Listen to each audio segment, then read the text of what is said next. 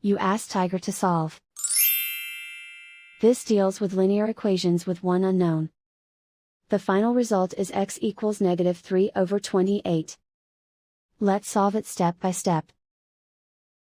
Simplify the expression. Group like terms. Expand the parentheses. Multiply the coefficients. Simplify the arithmetic. Group all constants on the right side of the equation. Subtract 4 from both sides.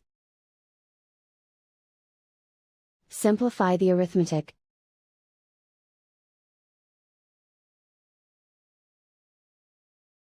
Isolate the x. Divide both sides by -28. Cancel out the negatives. Simplify the fraction. Move the negative sign from the denominator to the numerator. And so the final result is x equals -3/28.